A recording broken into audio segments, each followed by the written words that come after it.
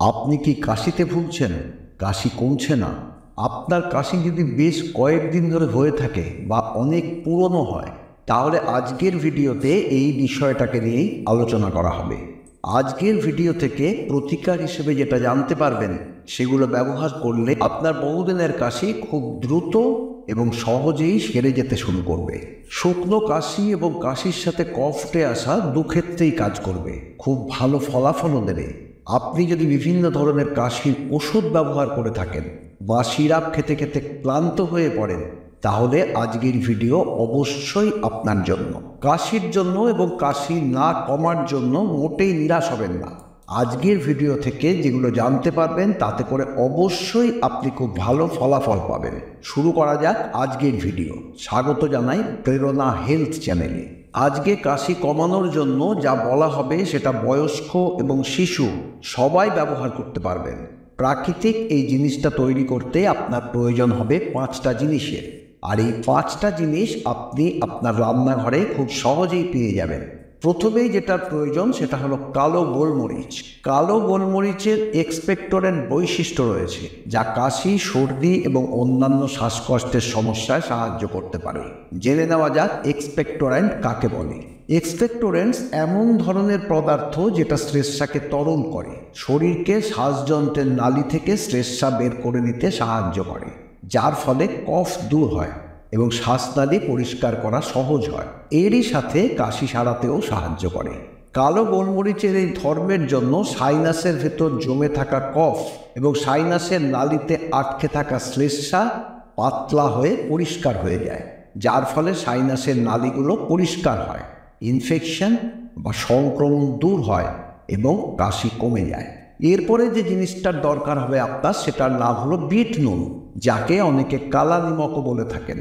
Bit নুন বিভিন্ন উপায়ে কাশি এবং সর্দি সারাতে সাহায্য করে, যার মধ্যে রয়েছে শুকনো কাশি এবং গলার অস্বস্তি, যেটা কমাতে এবং আটকে থাকা নাকের ছিদ্র খুলতে সাহায্য করে, এবং টনসিলের ইনফ্লামেশন বা প্রদাহ দূর করে, শ্লেষ্মা কমাতেও সাহায্য করে।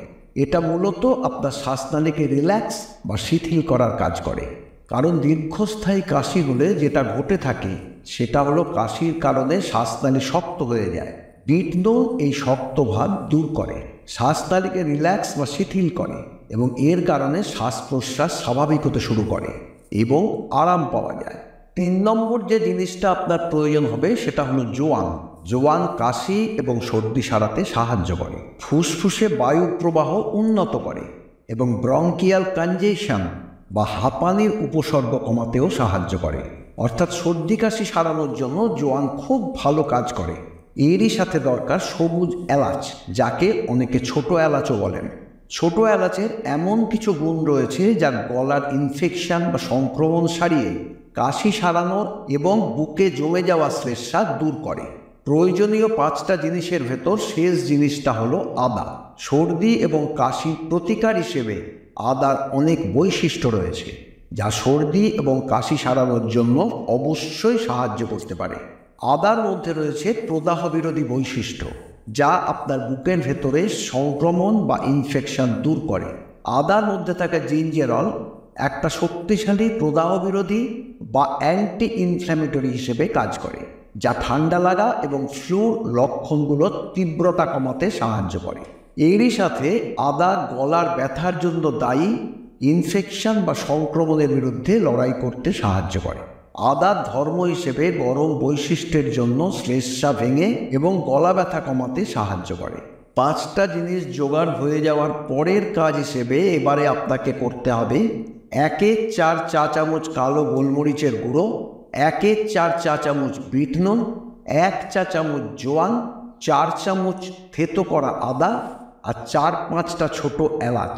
এই ছোট এলাচের বীজ খোসা থেকে বের করে নিতে হবে, কারণ এলাচের খোসা কোনো কাজে লাগবে না। এই সমস্ত জিনিসগুলোকে ভালোভাবে মিশিয়ে 5 টেবিল চামচ গুড় নিয়ে একটা পাত্রে গুড়টা কম আঁচে এমনভাবে গরম করতে হবে যাতে গুড় গলে যাবে, কিন্তু পুড়ে যাবে না, কারণ গুড় পুড়ে গেলে তেতো হয়ে যাবে। হালকা আঁচে গুড় গরম হয়ে গেলে পুরো গলে যাওয়ার পর যখন ফুটতে শুরু করবে তখন আগে বলা গোলমরিচের গুঁড়ো, বিট নুন, জোয়ান, আদা এবং ছোট এলাচের বীজ সবগুলো গুড়ের সাথে মেশাতে হবে। এই সব জিনিস যোগ করার পরে ভালো করে হালকা আঁচে এমনভাবে গরম করতে হবে এবং খেয়াল রাখতে হবে যাতে পুড়ে না যায়। তৈরি হয়ে যাওয়ার পরে কাঁচের পাত্রে রেখে দিন। এই জিনিসটা সকালে এবং রাতে ব্যবহার করতে পারবেন, তবে অবশ্যই মনে রাখবেন যে সকালে যে কোনো সময় ব্যবহার করতে পারলেও রাতে শুধু ঘুমানোর আগে ব্যবহার করবেন। এরই সাথে এটাও খেয়াল রাখবেন যে এটা ব্যবহার করার সময় কোনো ঠান্ডা পানীয় বা টক জাতীয় খাবার খাওয়া উচিত হবে না এবং অবশ্যই ধূমপান এড়িয়ে চলতে হবে।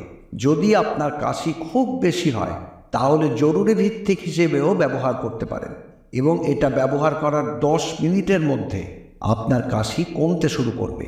যদি আপনার কাশি অনেক দিন ধরে হয়ে থাকে তবে আপনি এটা 3 থেকে 7 দিন পর্যন্ত ব্যবহার করবেন, অবশ্যই আরাম পাবেন।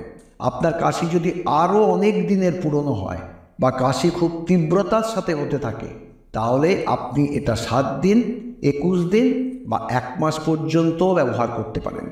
আজকের ভিডিওতে বলা এবং আমাদের তৈরি করা জিনিসটা শিশুদের ক্ষেত্রেও ব্যবহার করা যেতে পারে, তবে 10 বছরের কম বয়সী শিশুদের খাওয়ানো কখনোই উচিত হবে না এবং 10 থেকে 16 বছর বয়সী শিশুদের আধ চা চামচ বা 1/4 চা চামচ খাওয়াতে পারেন। আজ এখানেই শেষ। আশা করছি আজকের ভিডিওটা আপনাদের ভালো লাগবে এবং আপনার অনেক দিনের কাশি থেকে আপনাকে মুক্তি দিতে সাহায্য করবে। ভিডিওটা ভালো লাগলে সবার সাথে অবশ্যই শেয়ার করুন এবং যদি আপনি আমাদের চ্যানেলে নতুন হয়ে থাকেন তাহলে সাবস্ক্রাইব করুন। প্রতিদিন নতুন কিছু শিখতে থাকুন যাতে আপনি সব সময় সুস্থ থাকতে পারেন। আবার দেখা হচ্ছে পরের ভিডিওতে। ততক্ষণ নিজের যত্ন নিন, ভালো থাকুন, সুস্থ থাকুন। ধন্যবাদ।